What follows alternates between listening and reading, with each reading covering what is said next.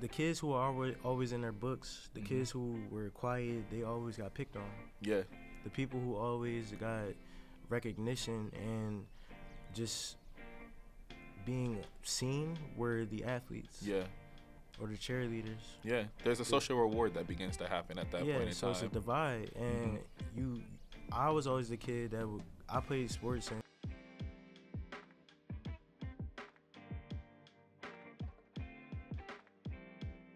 And welcome back to another episode of Keeping It a Bean. Keeping It a Bean is a podcast that brings together conversation and commentary all over a cup of coffee. But obviously, it's late at night, so niggas are drinking tea.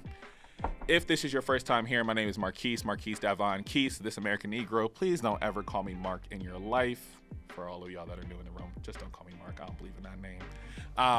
There's an audience here today, y'all. But if you are returning, it is still hello to niggas and niggas only. Welcome back. I appreciate you. If you are watching us right now, that means you're on YouTube and it's your Sunday morning show.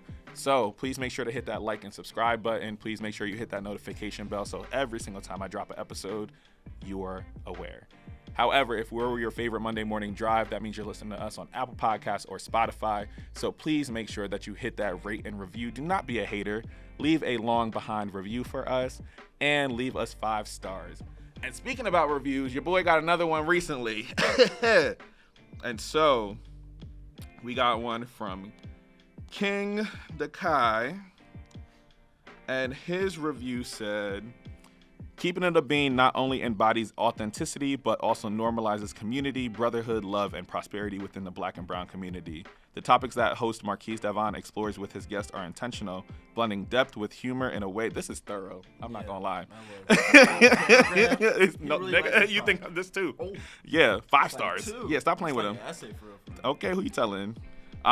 Blending depth and humor in a way that feels relatable and refreshing. This podcast is packed with gems and is actively shifting the culture one conversation at a time, whether it's over a cup of coffee or tea, even if it's late at night. Wow, they're really lit for this.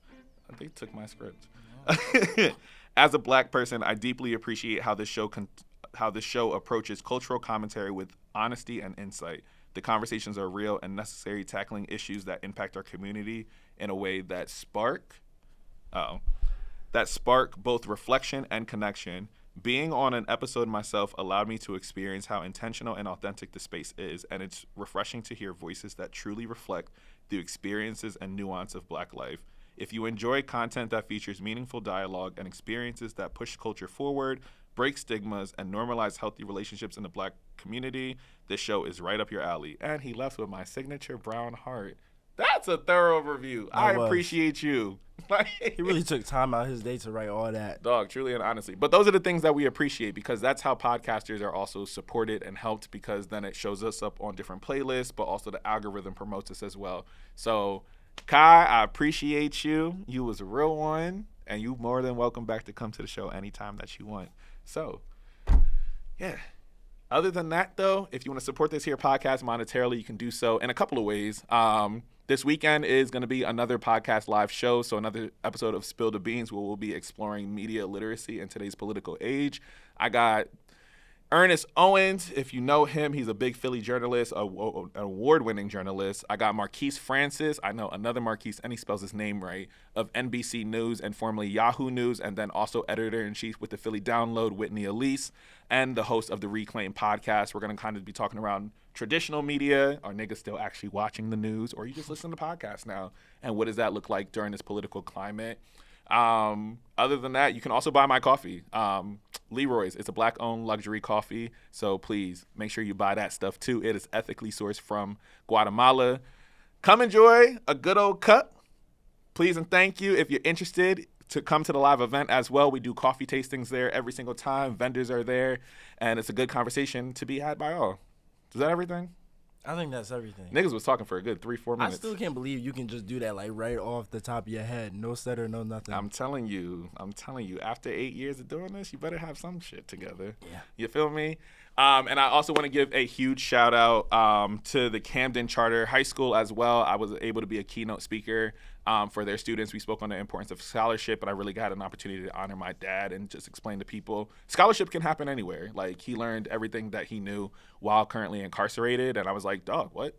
And so our first conversation outside of that was just like, I don't need to go to school all the time in order to still be an educated person or engage in scholarship. And a lot of students were able to come up to me and like have that kind of conversation with me as well. I got to talk on a panel last week about gun violence, and then next week I'm talking on another panel about first generation experiences and different resources that are out there. So keep booking me for your stuff, keep paying me for the things. I appreciate you. And I think those are all my thanks and appreciations. I think that's it. We good now? Yeah. Yeah. All right. Sorry, y'all. That's the quick vamp to get into the episode. And now we are going to get fully into this episode. And recently, the New York Times had an article that was expressing that there is a enrollment gap that's occurring. They specifically looked at Howard University. And it's been all over the timeline in terms of like everybody talking around like, why aren't black men going to college? What's going on with the black boys? We're going to blame the parents. We got to blame the school. We got to blame the teachers. We got to blame da-da-da-da-da. But oftentimes, I know for us as black men, you know, as I joked earlier, as a black man, people often tell us our stories, but don't oftentimes get to listen to us. And then we don't often get to give the stories behind the data. And so before I go in and we talk around the data and we talk around theory and we talk around how we got to this moment, I think it's so important that we are allowing black men first and foremost to express like their actual stories and like their experiences as a black boy in this education system, and getting a couple people to reflect. And so you're about to hear from 4 different black men that are in this space. And then you'll hear me, Kavan, and Daniel talk a little bit more in depth about our own experiences. But we're not the singular experiences all the time. Every black man has their own story and their reason why as to why they didn't finish a degree, why they chose not to go ultimately. And that could have started as early as kindergarten, 2nd, 3rd grade, 9th grade, whatever the case may be. And so I think it's just important that we continue to tell the stories, continue to build those connections, and just hopefully out of these stories, we build a lot more empathy and compassion, specifically within the black community, but more particularly for black men and black boys at this time. So we're going to get into this episode. I got a question. You're going to hear other folks talk and just be able to listen to them first and foremost, and then we'll delve into the rest of this. Sounds good? All right. So, Kavan, get up out of here, bro. Dang. That's why I talk about light-skin behavior. My name is Jay Saif. I have a company called Crown Gold. It's a music record label. Speaking of that, shout out Amir Ali. He just dropped High Street. It's out now on all platforms. I produced 16 out of 18 songs on there. Come on now. So, yeah, it's out today, literally at this moment right now. Go play it. Say less. I'll make sure to put that in the description box and get your information Yes, right sir. after, too. Yes, Yeah, sir. nah, thank you for that. But, yeah, at Jay Saif, Jaysaif, and Crown Gold, CRWNGLD. Come on now. Welcome Yes, to sir. Keeping It a Bean, yo. Thank you. Yeah, absolutely. Unexpected, but Right, yeah. If y'all don't know, I said that my original guest had to drop, and I was like, let's revamp how we're going to even approach this episode. Yeah. But I like that there's a era of reflection that gets to happen. And so for me, the question I really want to ask is like, what was your experience as a black boy in education, and do you feel like college would have been a right decision for you? As a child, I would say, it was pretty much easy going to a public school up until like 6th grade. Then ended up going to charter schools. My middle school, my high school, I went to 2 different charter schools. And yeah, I think my family always envisioned going to college. Yeah. Realistically though, being a black family in West Philly, certain things you can afford and can't afford, so it just didn't turn out that way. And yeah, I just didn't go. Made the decision to work. Why make that decision? Do you feel like it was an obligation to family? Was it an obligation to self? Both. Went through certain events that would kind of make that option, I wouldn't necessarily say obsolete, but it was like the focus was helping the bills get paid. Yeah, because I'll give a little bit. I ended up going to live with my mother by the time I was like 17, 18. And it was things with the school too. If we talk about the school district, it was things going on with the school where it was like, in my situation, it was paperwork going missing as far as like my transcript and things like that.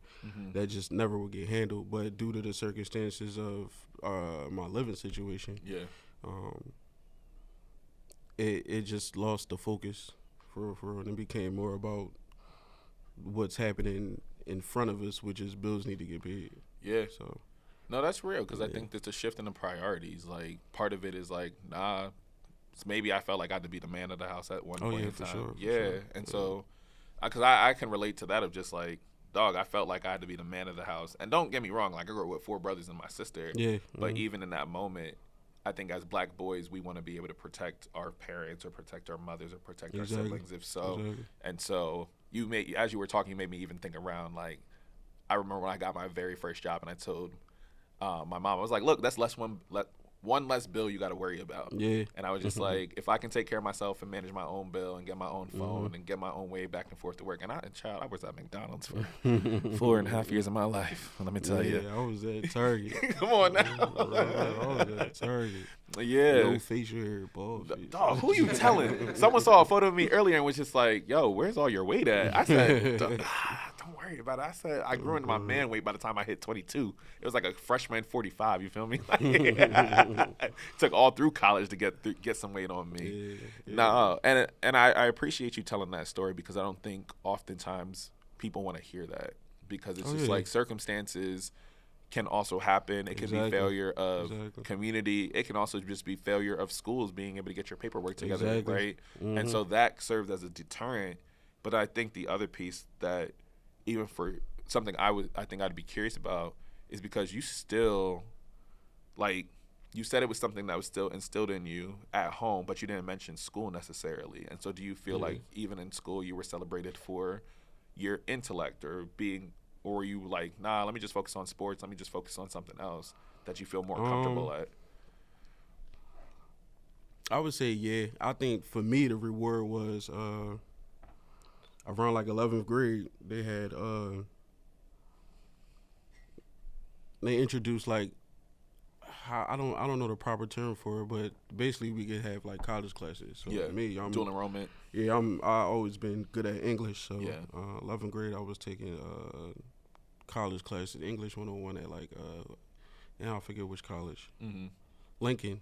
Oh, Energy. What? Yeah, it was Lincoln. Yeah, I remember that. Yeah, 11th grade. So but it was just the 1 year, and after that, life happened. Life happened. Yeah, life happened. But I think that's so real. Like, it's some of these things that just are so unexpected oftentimes. And so, I wanted that thank was a you. big reward, for sure. Yeah. I'll go even further because, like I said, I had aspirations of going to college. I wanted to go for music because, I'm a musician, and I wanted to go for business admin. And like I said, it's just it's deeper. But just like I said, circumstances it just wasn't available. And granted, you gotta take accountability too, because if you really wanted it, you could do the research needed to. Yeah. I mean, but I think also right now too, like you're doing the thing, right? Sure, like you just got done saying I do 16 out of 18 songs. Like, and so sometimes even I think people forget is like, even in those decisions, right? It just means potentially your journey you might have to take the scenic route, right? It might not be that immediate reward. And sometimes me going to college, I was able to attain a certain life that I wanted, but I'm not feeling like I got the rewards of that up until I'm 29. Like, don't say not one thing. Niggas like to okay. Niggas say pushing 30 all day. I already hit that. I'm over it. See, we here. So okay. So you gonna say the same thing? I didn't think so. But in reality, though, like I think we oftentimes look at success as it has to be very linear, but in reality, it's not gonna look like what it's supposed to. I went to school. I got a degree in theater and broadcast journalism, but I work in education now, right? And so it's like your story's never gonna be linear, but just knowing like you still have the reward and you created the world that you ultimately wanted anyways, which you're doing right now. So one, kudos to you. Appreciate it. Yeah, and thank you for sharing your story for real. Thank you. I didn't know it was gonna be here. But I appreciate that y'all were so willing to. I was they don't know me from a can of paint. But thank y'all. I see you, black man. I value you and I appreciate you. So appreciate that. I value you too. Nice to meet you. Yes, sir. We out here. Yeah. How you living? Good, man. All right. I'm chilling. Welcome to the show, yo.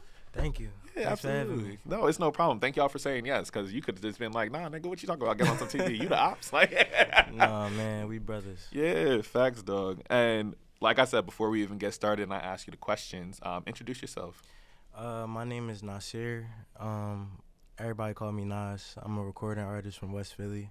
My Instagram is Nas NASD3EAN, and y'all can follow me on all platforms right there. Come on now, welcome to the show. Welcome to Keeping It a Bean. Thanks for having me. Yeah, dog. And so Nas, for you, I'm gonna ask you all the same questions. What was your experience? Well, one, did you go to college? Yes. And how many years you complete? 2. 2 years, perfect. And now, what was your experience as a black boy in the education system? Growing up, I went to charter school. Coming up, my family moved a lot, so we ended up going from like public back to charter. Yep. In middle school, I ended up going up to a Catholic school. I ended up going to Jesu. I don't know if you know. No, I was quite 17th familiar. Thompson. Yeah. Oh yeah. Yep. So I live there. I'll edit that out. Y'all don't gotta know where I live. Going to high school, my mom really like forced Catholic school on me because she felt like the school system, as far as public schools and charter schools, didn't serve purpose to put me in a better position. I didn't really, I wasn't really fond of that idea because I was more, I was attracted more to sports. Yeah. I was attracted more to things I seen on TV. Yeah. I wanted to be successful. Yeah. And I always came up thinking that like working a job would take me away from my plan A. Yeah. So and your plan A was the sports. Yeah. Yep. So I ended up going with what my mom made me do. I went to Roman Catholic. Yeah. I didn't like it. So I ended up transferring to MOTEP charter. Got you. Oh, that's fire though. But can you talk a little bit more about like what around that experience in the Catholic school that you did not like? I think my environment influenced a lot of my mindset. Going to school was kind of like a nuisance. Yeah. Doing homework, doing school programs, all of that stuff felt like it was taking me away from what I really wanted to do. Yeah. And that was like being a football player or a basketball player. Wow. I felt like how the game was sold to me was that you put all into whatever your dreams are. Yeah. So my mom always stressed to me school was way more important. It'd get to the point to where me and her would be arguing, and she like, man, forget all of this stuff that's going on with this sports shit. I want you to go. I don't know if you can cuss. All right, my bad. But yeah, forget all the stuff that's going on with the sports shit. Like, I want you to go to school because the struggle it is for a black man to survive in America is really crazy. Yeah. But when you're so young, you don't really understand none of that. Right. So going to Catholic school for me, it just was like, you're looking at a cultural difference. Like you're going to MOTEP to play sports. So when we went there, they made like you couldn't have a beard, you couldn't have facial hair. They made like a lot of people who had dreads cut their dreads off. What? Yeah, and man, listen. So you're fundamentally like in a anti-black environment overall. Exactly. And so like the environment in itself was not conducive to you just being a black boy in education anyways. Yeah, and it felt awkward. It felt like I had to fit into a space that I couldn't really relate to. And I felt like it was making me change who I am. Yeah. But essentially, going back on things to where I am now, I think I would have stuck it out because the education and what I would have been able to take from that would have been able to propel me in a different situation. Yeah. To where I feel like I would be further ahead because what I've learned to just understand at 24 now, these things that we often brush to the side as far as like school not being a cool thing to really put your all into, it's the things that you take from that, and it's the mindset that you have in that. Oftentimes, like in these environments that we live in, we get told that like the rappers are cool, the ball players is it, and I feel like if that's your dream, chase it. Yeah. But it's so much that you could take from building equity outside of your dreams Yeah. to support that. Yeah. And that's not really taught to us from where I'm from. It's interesting. Do you mind if I quick read this excerpt? Wow. So it's interesting, like you say that, because like in this, before we were on the show, I had like made note of this earlier, and this is somebody who was talking back in 1970, I want to say. But Nathan McCall in his autobiography had talked around the racial harassment he encountered as an 11-year-old boy alone in a predominantly white school. He was like, I was the only African American in most of my classes. When I walked into one room and sat down, the students near me would get up and move away. It wasn't much better dealing with white teachers. They avoided eye contact with me as much as possible. It was too much for an 11-year-old to challenge, and I didn't try. Instead, I tried to become invisible. I kept to myself, remaining quiet during class discussions, and never asking questions in or after class. I kept my eyes glued to my desk or looked straight ahead to avoid drawing attention to myself. I staggered numb and withdrawn through each school day. McCall's home was a 2-parent household. His folks were not poor. They wanted him to excel in school, and for a long time he obliged. However, when McCall leaves school as a teen to attend school with more black students, he chooses to hang out with the cool kids over studying. After I started hanging, the purpose of school completely changed for me. It seemed more like a social arena than some place to learn. The academic rigors lost their luster, and the reward of making honor roll wasn't the same. Suddenly, I didn't want to be seen as carrying an armload of books, and I felt too self-conscious to join in class discussions. McCall saw himself turning away from education as rejecting a world wherein he had been given the message he did not belong and would not belong no matter the degree of his intelligence.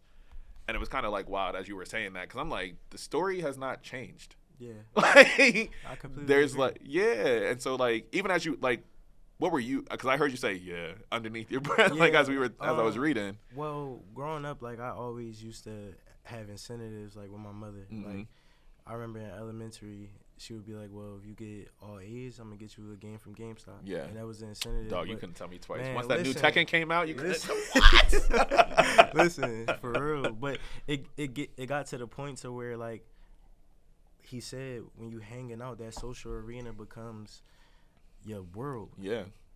And you with the homies, you with the girls, you going to parties, you seeing all of these things is introducing a life that is so far removed from education, to where you think that would deprive you of the thing that you're surviving from. Yeah, it's really survival instinct, or more so, just being. You also just don't want to risk social isolation. Yeah. Like even as kids, we want to be cool.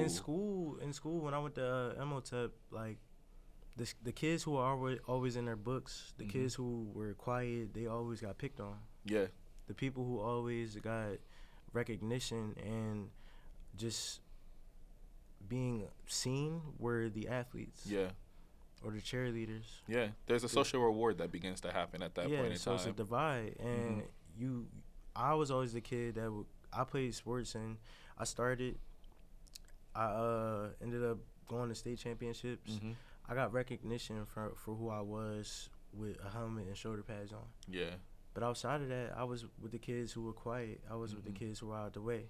Yeah. And I would get shunned because I didn't change who I was to now look down at people. Yeah. I wanted to use my light to shed inspiration, or just shed some awareness to people who don't have that attention at all. Yeah. Because you don't know what somebody's going through back at home.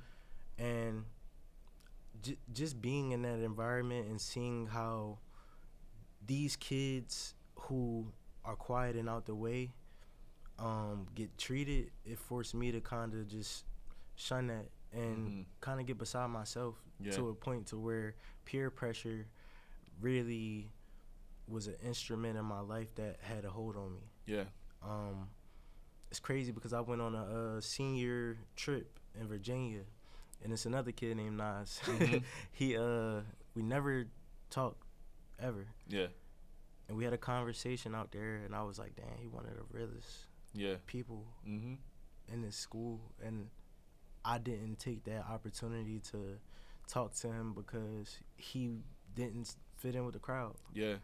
And just seeing where that took me, I feel like if I could go back, I would definitely take more chances and more risks, not only in my education but in my personal life, to step outside of my comfort zone and put myself in a position no matter what anybody thinks. Yeah. And I think as a black man or a black boy growing up in America, that's very much of a struggle to do with all of the influences that we have around us. Yeah. No, that's dog. Thank you. Like seriously, like I think there are so many real things that were like said in that piece and those moments of reflection for you too. Like even as like you're a great storyteller. Like I was like, oh, I'm back with you on that bus. Oh, I'm in Virginia right now. But also there's so much like real stuff that so many people go through in terms of like I got to make a decision. There's pressure that's happening around me. And even like you talking around going from Catholic school to Imhotep, like those are two vastly different environments too. It's all, you go from a diverse school with a lot of different races, predominantly white, to all African American. Yeah, that's why I was sitting there. I was like, oh, this is interesting because like in one spot, like here's the thing that's being pushed because it's not majority black kids, but then you go to another space and your entire idea around school begins to shift a lot more. So even when you talked around Catholic school, you were like, yeah, dog, like they talking about we're in class, there's all these people, blah, blah, blah. You talked about academics a lot more and even the reward of getting good grades versus as you got older, the reward became your social currency. Exactly. And so you negotiated a little differently. Yeah, it's like being at a crossroads, stuck in a dichotomy of knowing right and what's going to propel me into being a stand-up man or what's going to get me recognition in the hood. Yeah. To be frank. So it's like I think God for just allowing me to be here now because there's so many friends that I lost to the street and to the mentality of I need this now. I need this money, I need these girls, I need this recognition, I need to be seen. That instant gratification. Everybody looking for love. Yeah. And it's so hard to find when you don't see that in yourself. That's a word. So I think that if I stress anything to the younger generation or anybody that's coming up after us, I think it's imperative to stand out in your own way. I think it's okay to be you unapologetically. And I think that no matter what your influences are around you, that it's imperative for you to build upon and break through that, because if you don't do it, it's gonna be so many people that don't do it after you. So if not you, then who? I think that is really challenging with everything in our environment that takes us away from wanting to be stand-up men and women in our societies. But I think the hope is within that one or two kids that listen and they actually take that on in their personal lives, because the hood ain't all bad. It's just people that don't even know what they doing out there. I say, if you mind your business, you can survive. You know what I'm saying? No, but in reality, no, I appreciate you sharing that story. And like honestly, like that level of reflection is super key. And so thank you. I'm looking forward to like my audience being able to like experience everything you got to say, Nas, especially in this short amount of time, because there was so much packed into like that short little bit that you were able to tell that I think so many people are gonna like grab and hold on to and really be able to like take something away. And so one, like I said earlier, thank you for sharing your story. Thank you for just saying yes to some random guy out there. Anytime. We out here. But also like I see you and I value you. If y'all are friends of the pod now, so y'all can come back whenever. Thank you, yo. I appreciate you. Anytime. Yeah. Much success to you, man. Yeah, I appreciate it. How you living? What's going on? Oh, I'm chilling. Welcome to the show. Thanks for having me. Absolutely. So first and foremost, what's your name? Where can people find you? My name's CJ. I'm a recording artist from West Philly. You can find me on Instagram at CJDAPRODIGY. CJ the Prodigy. That's my stage name. Yeah. Cool. Welcome to Keeping It a Bean, yo. Thanks for having me. Absolutely. And so, like I said, like this episode, I really wanted to kind of just focus on the Black boys' experience and having us as Black men reflect on our experiences through elementary, middle, and high school, and how that outcome came for you in terms of if you chose to go to college or if you chose not to. And so, first and foremost, like, what was your experience as a Black boy in school? Well, I went to Catholic school when I was majority of my life. I went to Catholic school, and all my brother and my sister, we went to Catholic school too.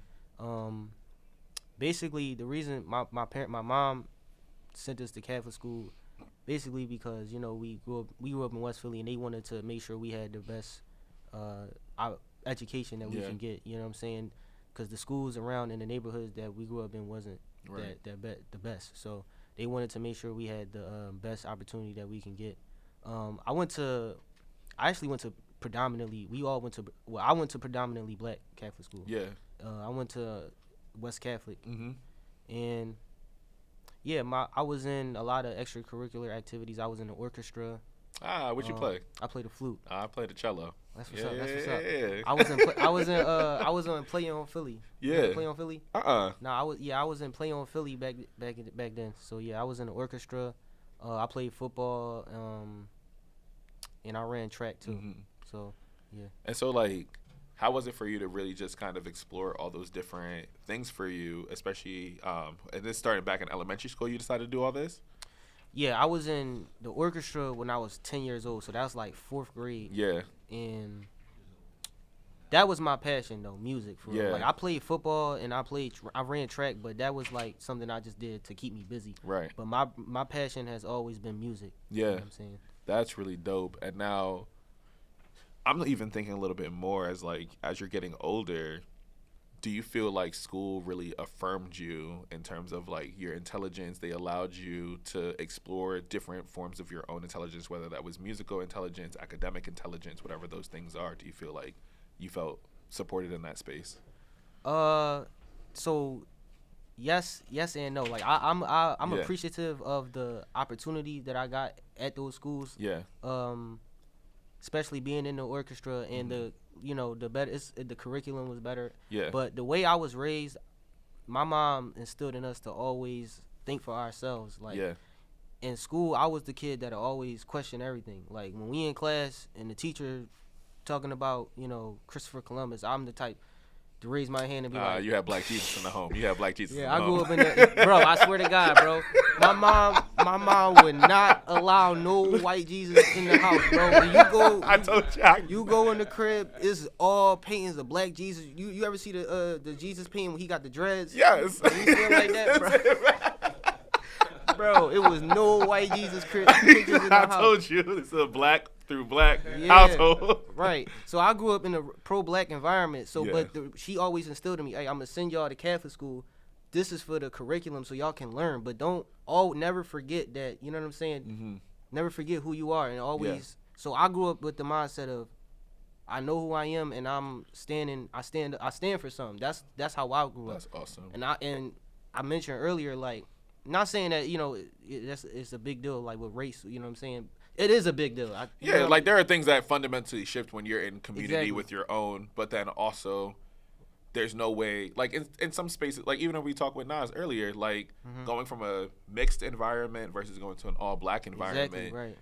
Things change because different things can pop up for you now. So instead of being like, oh, racism is the thing that I'm dealing with first and foremost, or are you questioning my intelligence because I'm Black? Right. It's a very different thing when you're around all other Black kids, and now you're like, oh, hold on. Who do you see as like should be in school? How many of you are only appreciating me for maybe my sports ability or my music ability? Right. Like where am I? You see how different people are affirmed in that space, and you might see class issue things that may change too. Like some kids may have more, some kids may not, but that's when you see the intricacies of Blackness begin to pop out a little bit more. Yeah, exactly. Yeah. And that, go ahead. No, I was saying like that's just how I was the type of kid. I would just, I question everything, especially during theology class when they talking about, I remember one time I was in class and this was when I was, just learning about a lot of stuff, and I just was a curious kid. Yeah. And it was a section and we was learning about Moses and Egypt and all of that stuff. and the book had a picture of Pharaoh, and the Pharaoh was white. You said, hold on now. No, and where y'all get this? And I had raised my hand. I was like, wait, Egypt is in Africa, right? And he was like, yeah. And she was like, and I was like, wait, so why is the Pharaoh white? You said if they're from Africa, why are they white? But I didn't really, I was just an innocent question. I'm like in 6th grade or something. And how'd they respond to you asking that question? she just was like taken aback by the question, and I just didn't think it was that big of a deal. And then after class I got pulled to the side, and I was like, oh snap, I didn't think it was that deep. Were you reprimanded for? It's funny because there's another thing in here. I was like, I'm not gonna keep reading to people on camera. However, there's another space in here where Bell Hooks talks around black boys who choose to be skeptical of their environment or just kind of question and just be like, hey, you don't always have to be compliant in the information that you're giving me because you're probably not telling me the whole history. Right. But black boys who kind of express a certain kind of skepticism tend to be reprimanded in that space. So Exactly. It prevents us from further wanting to ask questions of like, well, why is it like this? Right. Why are you telling me this information? Is this information accurate? And who's telling the story? Right. And if you're growing up in an environment where your mom is like, nah, dog, like this is black Jesus black. Like what you talking about? Yeah. And then they're telling you somebody in Egypt is white. I think that's interesting. So even as you're telling that, there's a little bit of just like, no. It don't make sense. I always Yeah. was No, like that. real. If some don't add up, I was asking a question, and if people in my class would always be laughing like, yo, where?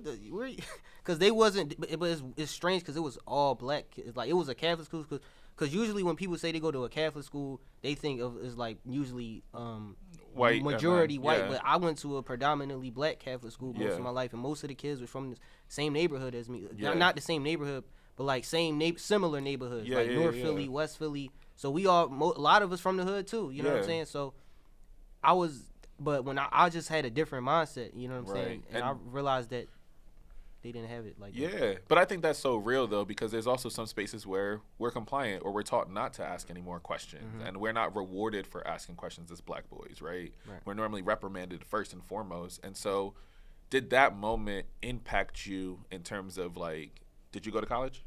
Yeah, I went to Lincoln for like a semester, and whenever COVID happened, that's when I stopped going. Yeah, and so COVID impacted your college matriculation process, right? Mm-hmm. And so I'm wondering, like, did that moment impact you leading up to that moment, or you were like, nah, fuck that, I'm gonna question everything still, like that's not changing within me? Or when you were in school, did you decide to pick and choose your battles? Like later on, like in high school and college. Yeah.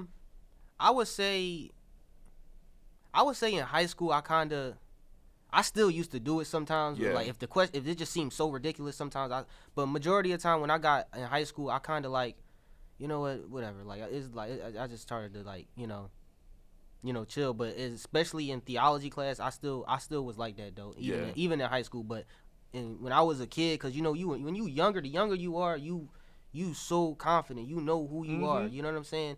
But as you get older and you start to like hear other people, I'm like, yo, what's up? And I used to be the only one doing it, and I used to be like, maybe I am tripping. But it's like now that I graduated high school and I'm looking back and I'm like, it was nothing wrong with that. No, not at all. Absolutely nothing wrong with what I was doing. But when you get older, you get to high school especially. You know what I'm saying? Elementary, middle school is still like that because you still care what other people think. But when you get to high school, that's when it's really like that. You know what I'm saying? Yeah. You start caring about what clothes you got on, what sneakers. Because at first my mom used to just give me all this stuff, and I used to, whatever my mom would give me, I would just wear that. But you start caring about what other people think and how you carry yourself. But when I got in high school, I kind of dialed down on it, but I still would do it sometimes. You know what I'm saying? That's actually really dope though, and I appreciate you sharing that story because I'll be the type that just be like, I was the very smart kid, but I was also the compliant kid. So they were always like, I want 20 Marquises in class. And I was like, y'all want 20 of me in class because I don't give y'all a hard time. I'm not going to step out and ask. And so it's cool because I wish I would have known somebody like you before I got to my senior year to start asking questions. It took me reading James Baldwin to be like, oh, so you can question religion? Right. It took me till senior year to be able to be like, oh, this is okay. And that was also a sign of intellect and intelligence, but also curiosity in my own education. And so like I commend you as well for like being able to have that tenacity and not losing that, but also expanding now into your creative stuff that you're doing now as an artist, and then also just telling that story. So thank you for being that skeptical black boy who said, yeah, nah, dog, that ain't real. Facts. Yeah. And so one, I just want to say once again, I see you, I value you. Thank you for saying yes likewise, to this. same. And keep sharing your story, because that got me hype. It took me back to high school and just like, yeah, dog, like I remember, like, yeah, I'm smart and I question things. And the first time I questioned something was in church with my mom, and was just like, something about this don't feel right. But my family's from the South, so like, they said, "No, baby, you don't do that." Right. But even in that moment, that was the first time she also like affirmed me in the questioning. She was like, "This is normal." But when I got to senior year and I read "Go Tell It on a Mountain" with James Baldwin, it was the first time there was a character. The main character is John, but as you're talking, he questioned everything, and so like you reminded me of like one of my favorite characters from my favorite book that was so pivotal for me, and I was like. Keep doing what you're doing, yo. Appreciate that, bro. Dog. CJ, you're dope. Thank you, bro. I appreciate that, bro. Thank you too, bro. I appreciate it. Thank you for coming on the show and sharing your story. Honestly, I'll probably just find a reason for y'all to come back so we have an actual like 45-minute long conversation and whatnot. So let's do it. Dog. Thank you. I appreciate you. Thanks for having me. Welcome to the show. Yes. Appreciate it. Shout out to Glasses Gang. I like the glasses. Stop playing with them. Okay? Fit it. Yeah, you already. Come on now. And their prescription. Stop playing. Yeah. Oh, man. Welcome to the show, first and foremost. Thank you. Like I keep saying, thank you for saying yes. For sure. And for all of y'all so far to be just keep sharing them stories. I think it's so important. It's so crucial. And so my first question to you is, who are you and where can people find you? Rye, Young Rye on social platforms, whatever. You can follow me on Instagram, thatbullrye, ThatBullRye. I do all types of music. I'm an artist. I engineer, produce. Come on now. Everything. Work at Rec. I just started here in January. So, hey, welcome to the space. Yes, sir. Yeah. All right. So I've been asking everybody, what was your experience as a black boy going through the school system? Elementary school, I went to private Christian schools. They were both small. Probably like, I graduated, my 8th grade class was like 8 kids. Yeah. Oh, wow. That's different. Yeah. Yeah. And every time I tell people, it's like, wow, because they, are used to like 20 kids in a class. Yeah. But it changed when I went to high school. I went to Roman. So that was different, It was all like black kids and black teachers in my schools growing up, and it was like my first time being around white kids and other races as well. It's just like a mix of bodies and ideas and thoughts, and it kind of like I was super extroverted as a kid. I feel like, and I feel like I was extroverted because it was like a small, intimate scene. Yeah. But once I hit like a bigger room, full of people, it was like thousands of kids in there, and I was just like quiet and observant. I was able to sit back and see other people do things. So it definitely was a impactful thing, going from an intimate class to a, less intimate, if you will. Yeah. Nah, dog. Yeah. That's so, because that's such a specific experience, because you go from a space where you know everybody, right, and you're able to kind of like express your individuality, because there's no sense of needing to necessarily conform during those times. But like that pivotal moment where you transition from middle school to high school, and you said there's a whole other world out here. Right. It was just a lot. It was brand new. I'd never really played sports growing up. I've always wanted to. I was an athlete. I played on the block and stuff, but being in organized sports and stuff like that, it was just different. And it was something you felt pressured to do when you got there, when you got to the space, not at all. Or you were not just at like, all. It was something I wanted to do. Yeah. But once I did it, it was just like I seen what Nas was saying. Like, you get that notoriety and that love, and it just wasn't me. It just wasn't me. Oh, okay. So so I think my question for you then shapes a little differently, is like, what was your experience growing up, like for your K through 8 experience around those same 8 people that you graduated with? Like, do you feel like school felt like it was accessible, it was designed for you, or did you feel like, I don't know if this is for me or not? I definitely felt like school was accessible. My mom was the only one out of our family to actually go and complete school. Yeah. And get a degree. So I thought, and I was able to see that growing up. I went to some of her classes growing up as a kid at Temple. Yeah. Wow. So I was able to see it, and I definitely had dreams and aspirations of going and completing school. But once I got there, I think high school making me laid back and observant made me start thinking for myself. And once I got there, it was just like, I went to school to be a music major. I did sound recording, music technology. Once I got there, I was doing the stuff by myself already. Yeah. So I was like, why am I paying all this money, all these bands to, get a paper, a piece of paper? And that kind of just changed my thoughts on school. I definitely would go back for something like business, something I can actually to complement what you already take home and grow my brand, my businesses with. But I think I just made the wrong choice, major-wise. Yeah. Because music was something that I was doing all my life. Yeah. And it was a passion that I had all my life. So formal schooling wasn't gonna. Yeah, it wasn't gonna. Yeah, it wasn't gonna do anything. Yeah. And was there something around like once you declared the major and you got there and was just like, was it more so like a waste of your time, or you just like these are useless skills like that you were? No, it wasn't. It wasn't anything like that. I took everything and applied it. It was just me seeing how my mom was paying her student loans and stuff like that. I didn't want to have to go through that as an adult, and because she could have been paying for the rest of her life. Yeah. But I just didn't want to do that, and go through that. As a musician, I feel like I can find a way, make a way. I'm a creative, so I can find a creative way to, do it. But I just didn't want to pay. Yeah. COVID also helped. I went for a year and or a semester and a half. So once COVID hit, I seen that as my ticket to get out. Oh, wow. Yeah. So at that point, you're just like, actually, so all I got is a semester. Yeah, because I wasn't going to do like online and at home. I knew I wasn't going to do that. Yeah. You said, know thyself. Know thyself. Yeah. I knew I wasn't going to do that. So it was just like, I got to work. I started working. I started seeing money. So I just, made it my life. I think rec has definitely helped me navigate more into the musical world because the jobs before were like, I was at a restaurant, I was at Amazon, I was at Einstein Medical Center for 4 years. Wow. Yeah, so I was all over the place, just trying to, stay afloat.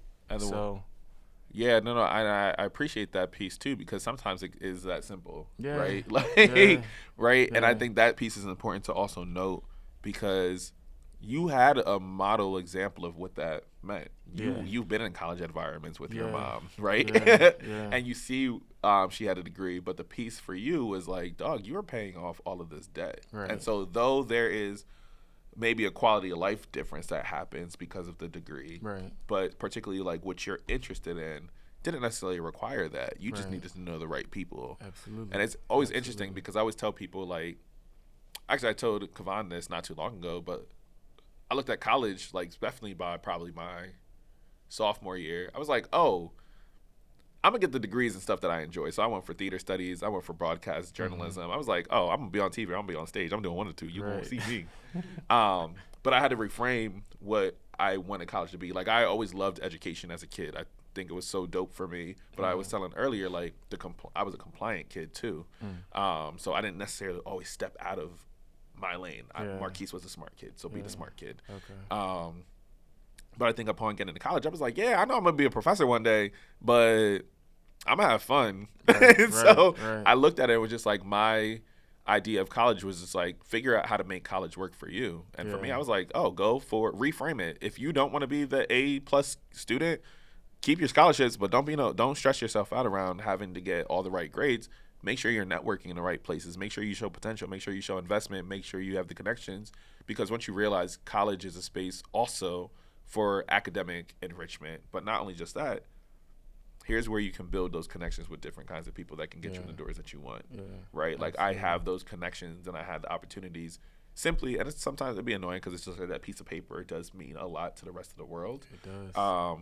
But also, when you also get that piece of paper, you recognize, oh, you're in this position because you know somebody, not because of how good you are. Yeah. And I think that was like an important thing to note is like, oh, sometimes it's not about what you can do, it's about who you know. Right. And I was like, damn, like we're told and sold to this world, like, do this, be excellent, da da da da. And in reality, you're just like,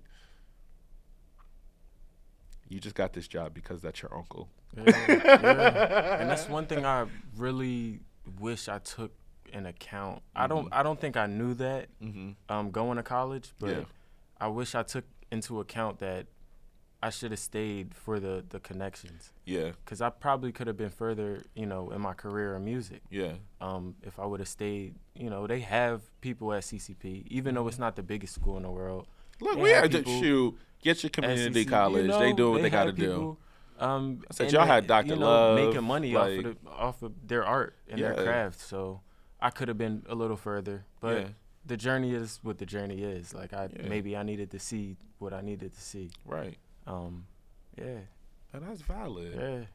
Dog, thank you for sharing your story. Absolutely. No, truly and honestly. Yeah, absolutely. Thank you for saying yes. Yeah. Black man, I value you. I see you. Thank you for telling the story because, like I said, like there's lots of data out there around why black men aren't going and the statistics that show, but there's always a story within the data. And so sometimes it's circumstance, sometimes it may not be of interest, sometimes it may just be like I'm skeptical. Yeah. Sometimes I got to be the man of the house early on. Yeah. Right? Like there's so many different things. Today. Yeah, that's I was like everybody that talked today, I was like there's such a range of stories, so there's not always that one singular truth. There can be some undercurrent things that may be happening, right?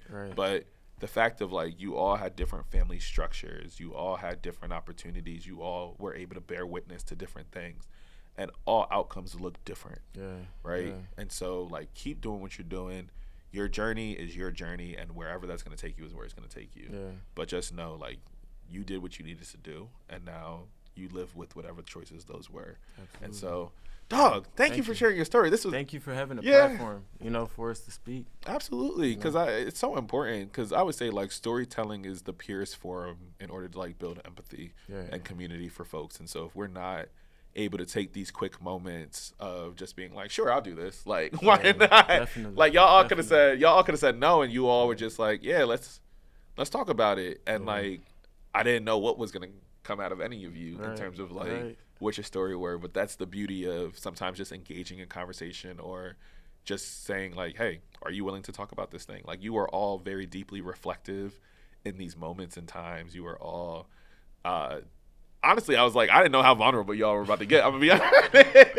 That's real. But it was so dope, though, because it was just like seeing my team on the other side and like seeing y'all and like even for each of you to want to take time out to listen to each other. Like, I was like, I thought you were going to be like, all right, y'all, bye. Y'all, bye. And then they stayed. I was like, oh, this is cool. Yeah. So, yeah, dog, thank you so much. Absolutely. I appreciate you. Absolutely. I'm looking forward to being able to like drop this episode. Yeah. So, yeah, dog, I'll make sure to tag y'all each time I find you and do all things. So outside of that, y'all, this was another episode of Keeping It a Bean. Thank you. Dog.